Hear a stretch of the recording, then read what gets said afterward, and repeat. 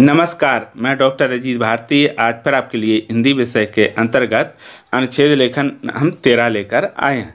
तो आज का शीर्षक है नारी सुरक्षा देश की रक्षा। ठीक, तो प्रश्न देखो ऐसे पूछे जाते हैं कि निम्नलिखित विषय का संकेत बिंदुओं के आधार पर लगभग 120 शब्दों में एक अनुच्छेद लिखिए। तो मैंने यहाँ पर देखो ये प्रश्न नंबर 13 लिख दिया। परीक्षा में प्रश्न पत्र में जो नंबर होगा उसी को लिखेंगे, इसको ना रखें। ठीक, दूसरा, परीक्षा में सीबीएसई बोर्ड कक्षा 10वीं में तो 3 प्रश्न पूछे जाते हैं, यानी 3 विकल्प में होते हैं, उनमें से एक करना होता है। हमने यहाँ सिर्फ एक एक करके अलग अलग लिए हैं। ठीक है, तो चलो अब पहले तो आते हैं अनुच्छेद का विषय क्या है। नारी सुरक्षा देश की रक्षा। अब संकेत बिंदु दिए हैं। नारी समाज का महत्वपूर्ण अंग है, नारी विकास परिवार का विकास, नारी विकास में बाधाएं। ये क्या हो गए? बिंदु हो गए। कुल कितने बिंदु है? 3। अब इन 3 बिंदुओं को उत्तर में हमें क्या करना, अलग अलग पैराग्राफ में लिखना है, इसीलिए इसे हम पैराग्राफ राइटिंग अथवा अनुच्छेद लेखन कहते हैं। तो अब ये लिखेंगे कैसे, इसको हम चलो समझने का प्रयास करते हैं। तो सबसे पहले आप जब प्रश्न पढ़ लें, उत्तर लिखने से लिखेंगे तो क्या करेंगे, सर्वप्रथम आप उत्तर लिखेंगे काले पेन से या नीले पेन से, लाल से ना लिखें। अनुच्छेद लेखन नारी सुरक्षा देश की रक्षा, ये शीर्षक हम डालेंगे। अनुच्छेद लिख दो, शीर्षक डाल दो, और जो आपका नंबर हो का खा गा वो लिख देंगे। ठीक है, अब क्या करेंगे उसके बाद, तो जो बिंदु का है बिंदुओं के आधार पर लिखो। तो सबसे पहला बिंदु कौन सा है? नारी समाज का महत्वपूर्ण अंग है, तो हम इसके बारे में लिखेंगे। तो उसके लिए क्या करेंगे, हम हेडिंग की जगह छोड़ देंगे, बिंदु की जगह इतनी जगह छोड़ेंगे, फिर लिखना शुरू करेंगे। तो लिखेंगे कि नारी समाज का महत्वपूर्ण अंग है क्योंकि वह परिवार की धुरी और संस्कृति की संरक्षक होती है। महिलाओं की शिक्षा, स्वतंत्रता और समानता से समाज का विकास होता है। नारी न केवल मातृत्व का प्रतीक है, यानी ममता का, बल्कि वह आर्थिक, सामाजिक और राजनीतिक क्षेत्रों में भी महत्वपूर्ण योगदान देती है। तो ये होगा पहले पैराग्राफ का आंसर। ठीक है, तो अब आता है आपका दूसरा। तो दूसरा बिंदु आपका था नारी विकास परिवार का विकास।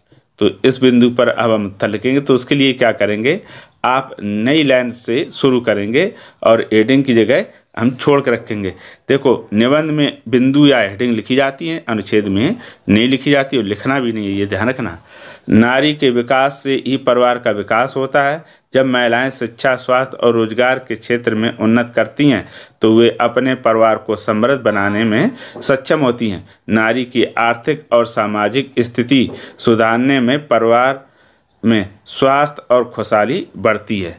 अब आता है आपका तीसरा बिंदु। तो तीसरा बिंदु आपका ये दिया है, नारी विकास में बाधाएं।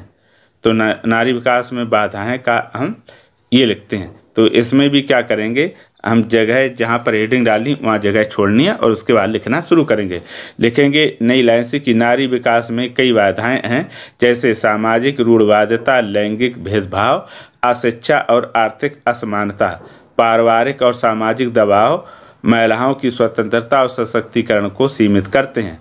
कार्यस्थल पर महिलाओं के साथ भेदभाव और सुरक्षित माहौल की कमी भी उनके विकास में रुकावटें पैदा करती हैं। इन समस्याओं के समाधान से ही नारी प्रगति संभव है। तो ये देखो हो गया आपका अनुच्छेद बिंदु के आधार पर। ठीक, तो देखो सबसे पहले क्या क्या अब आपको ध्यान रखना है। एक तो ये कि जब भी अनुच्छेद लिखेंगे, एक तो दिए गए समय सीमा, यानी जैसे 100 शब्द हों, अगर 120 दिया तो 120 से कम ना लिखें। दूसरा, सबसे अच्छा क्या करेंगे, जो ये बिंदु दिए इन्हीं के आधार पर अलग अलग पैराग्राफ राइटिंग लिखना, अपने मन से निबंध की तरह मत लिख देना।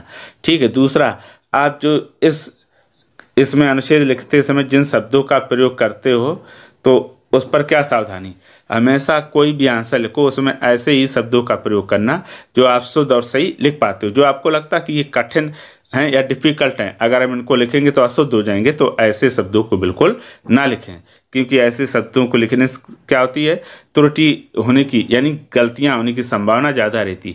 अगर जिसको लिखने में दिक्कत नहीं आती, चाहे कठिन शब्द हो या सरल, उसके लिए दिक्कत नहीं, दिक्कत सावधानी उनको बरतनी है जिन्हें लिखने में कठिनाई आती है, शुद्ध या कठिन शब्द।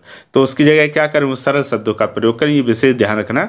नहीं तो आपने कोई कठिन शब्द चुना और उसको लिख दिया और आपकी अशुद्धि के कारण नंबर कट गए, ये विशेष ध्यान रखना। दूसरा क्या ध्यान रखना, जब भी कोई शब्द गलत हो या वाक्य गलत हो तो ऐसे काटेंगे, जैसे पूरा वाक्य गलत तो ऐसे इस तरह से काटेंगे, ऐसे नहीं करेंगे। नहीं तो बच्चे क्या करते हैं, ऐसे बढ़िया पेंटिंग कर देते हैं तो जो दिखना चाहिए आंसर वो नहीं दिखता, ये दिखने लगता है। ये गलत आदत है, ये बिल्कुल इसका प्रयोग ना करें। ठीक, तो अनुच्छेद साफ सुथरा स्वच्छ सुंदर राइटिंग में और स्वस्थ शुद्ध लिखें।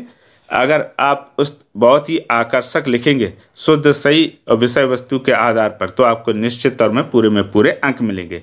मैंने इसके डिस्क्रिप्शन बॉक्स में बाकी के अनुच्छेद की लिंक दे रखी है, तो वहाँ आप जाकर क्लिक करिए और अलग अलग विषयों पर आप अनुच्छेद समझिए। अगर किसी प्रकार का कोई डाउट रहे तो कमेंट करके हमें बताइएगा। तो फिर आज के लिए इतना ही, अब हम फिर मिलेंगे किसी नए विषय के साथ, तब तक के लिए धन्यवाद।